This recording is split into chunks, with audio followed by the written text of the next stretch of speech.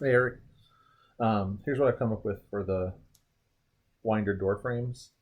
I want to do an aluminum pocket that goes around the Lexan. The way I'm going to accomplish that is with a bunch of Master special shapes. Here I've hidden one of the pieces so that you can see that it's sort of a pocket. But the Master sells an angle that has a real short side on it, a 1/4 inch side and a long side. So I'll chamfer the Lexan to fit down inside that radius here, and then this will be one solid weldment, and so will the front piece. Just let me come over to the right because that's the one I didn't hide. Um, so that we're actually pinching the door between two aluminum frames. The finished product, you won't see anything on the edge of the Lexan, just the aluminum. Then on the back piece of the frame, I'll have that extend out an inch so that I can bolt the hinges to it. And then to keep everything sort of rigid, I figure I'll mount a new piece of aluminum angle over the top of the entire contraption that ties everything together. So it would go the full length.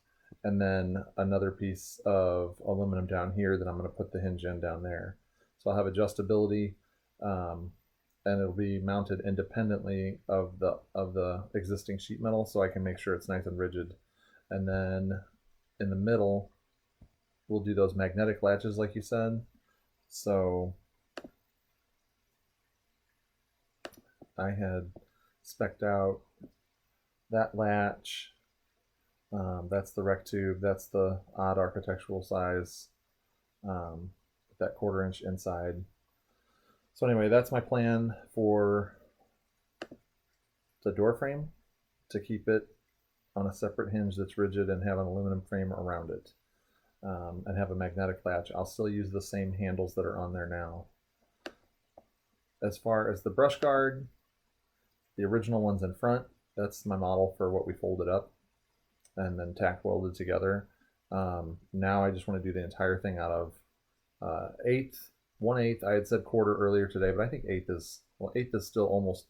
This is 70 thousandths, so that's 125. So we're not quite twice as thick. But I would do eighth by 1, and then everything would be welded. And so I'll flip the lip on the bottom one inward, flip the lip on the top one outward, so you can drop the brush in, and then it'll be captured down there. So I'll keep it pretty simple. And then other than that, it's pretty well identical. It's just much thicker and a little bit easier to make. So, and then the third design is nearly identical. The knitter, I'll have to model it so that, because the segments are a different size. But just to get you the quote, I know I've been promising you a quote for days. So if you want to see a model on that, I'll surely do that. But here's what I got on those two. Let me know if you have any questions. Thank you.